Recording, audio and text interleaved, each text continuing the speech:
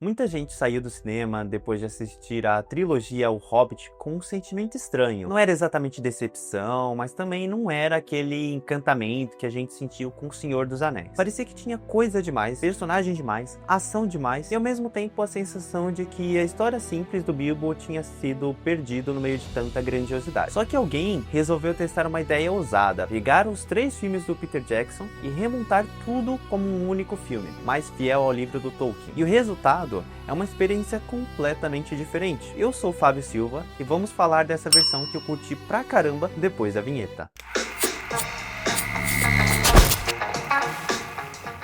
Essa versão feita por fã tem pouco mais de 4 horas e transforma a trilogia numa jornada muito mais focada, mais íntima e mais emocional. Não é só cortar cenas, é mudar o foco da história. Porque nos filmes originais, o Hobbit virou quase um prólogo de O Senhor dos Anéis. Já nessa edição, ele volta a ser o que sempre foi no livro, a aventura de um Hobbit fora da sua zona de conforto. A primeira grande diferença já está no tom. Nos filmes do cinema, a história começa leve, mas rapidamente vira uma fantasia épica de guerra, profecias e ameaças globais. O fã edit já faz o caminho inverso. Ele começa com uma aventura quase infantil, divertida, curiosa e aos poucos vai ficando mais sombria, mais pesada, acompanhando o amadurecimento do Bilbo, assim como no livro. Aliás, Bilbo é quem mais ganha nessa versão. Na trilogia original, ele muitas vezes parece o coadjuvante na própria história. A câmera se afasta dele para mostrar conspirações, batalhas gigantes e vilões que ele nem conhece. Já no Fan Edit, a jornada é sempre sobre o que o Bilbo vê, sente e enfrenta. A gente passa mais tempo com ele no condado, entende melhor o contraste entre a vida confortável que ele deixou para trás e o mundo perigoso que ele se meteu. Outra mudança enorme é o corte das subtramas inteiras criadas por os filmes. Radagast praticamente desaparece, aquela sequência toda dele correndo de trenó com coelhos gigantes nunca aconteceu aqui. A investigação do Gandalf sobre o necromante e Dol Guldur vira algo distante, quase fora de cena, como é no livro. A presença do Sauron deixa de ser um grande arco paralelo e volta a ser apenas uma sombra no mundo, apenas um rumor. E isso muda totalmente a sensação da história. Em vez de parecer que estamos assistindo a preparação de uma guerra mundial, parece que estamos numa jornada de uma estrada, acompanhando um grupo tentando recuperar um lar perdido. O romance entre Tauriel e Kili também é removido. Tauriel vira apenas uma elfa de fundo, sem triângulo amoroso, sem drama inventado. Legolas aparece por um pouquíssimo tempo e não vira protagonista de cenas de ação impossível. Se essa versão tivesse sido lançada como filme antes do Senhor dos Anéis, seria impossível saber que Legolas teria um papel tão importante em salvar a Terra-média. E nessa versão o foco volta para os anões, e principalmente para a relação entre eles e Bilbo. Falando nos anões, essa versão tenta dar mais humanidade para eles. Em vez de serem só alívio cômico ou figurantes de batalha, eles têm mais momentos pequenos de conversa, de cansaço, de medo, e a amizade entre Bilbo e Thorin cresce de forma mais natural, com respeito surgindo aos poucos. Isso aproxima muito mais do livro, onde a mudança de visão do Thorin sobre Bilbo é um dos arcos emocionais centrais. E o Thorin, aliás, também muda bastante. Nos filmes originais, a chamada doença do dragão transforma ele quase num vilão temporário, como se fosse uma possessão mágica tirando o controle dele. Já nessa edição, isso é reduzido ao mínimo. Thorin não está enfeitiçado, ele está consumido pelo orgulho e pela obsessão de recuperar a honra da sua família. Isso deixa o conflito mais humano e a redenção final muito mais poderosa. Mas talvez a diferença mais perceptível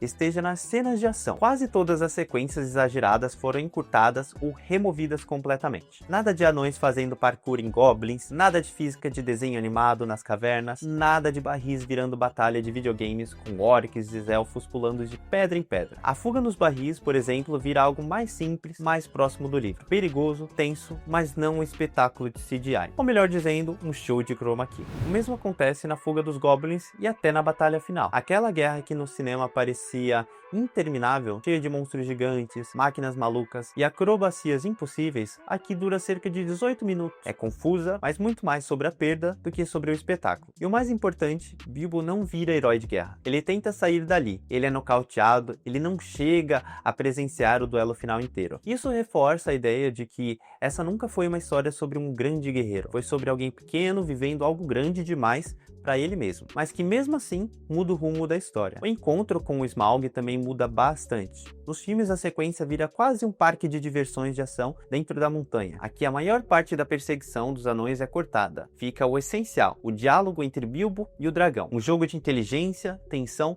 e manipulação. Smaug parece mais ameaçador porque ele não precisa correr atrás de ninguém. Ele domina a situação só com a presença e com a voz. Visualmente, essa edição também tenta aproximar o Hobbit de O Senhor dos Anéis. As cores são menos saturadas, o brilho digital é reduzido e o excesso de verde também é corrigido. A imagem ganha um ar mais natural, menos plástico. Parece mais filme e menos videogame. Isso ajuda a dar a sensação de que estamos no mesmo mundo da trilogia original, só que em outra época. E talvez o mais interessante seja como essa versão se aproxima do espírito do livro. O Hobbit sempre foi uma história menor, mais íntima, quase um conto de fadas com tons sombrios. Não era sobre o destino do mundo, mas sobre coragem, ganância, amizade e voltar para casa diferente de quando você saiu. O Fã Edit ele resgata exatamente isso. Não é uma versão feita para substituir os filmes do Peter Jackson, é uma versão feita por alguém que ama Tolkien e quis experimentar outra forma de contar a mesma história, e o resultado mostra uma coisa que normalmente é bem óbvia, menos realmente é mais. E no fim, fica aquela pergunta inevitável: se essa versão tivesse sido lançada no cinema como um único filme, ou até dois, afinal 4 horas é muito tempo, sendo mais fiel ao livro e menos dependente do espetáculo, será que o Hobbit seria lembrado hoje com o mesmo carinho que O Senhor dos Anéis? Me conta aqui nos comentários o que você prefere, a trilogia grandiosa, cheia de batalhas e efeitos, ou uma aventura mais simples, centrada no Bilbo e no espírito do livro. Bom, se curtiu esse tipo de conteúdo sobre versões alternativas, bastidores e curiosidades do cinema, já deixa o like e se inscreve no canal, porque o Sessão Pipoca é exatamente esse espaço para a gente revisitar filmes com outros olhos. Vou deixar o link do site que fala sobre essa versão como um comentário fixado. Tchau, tchau, a gente vê na próxima sessão.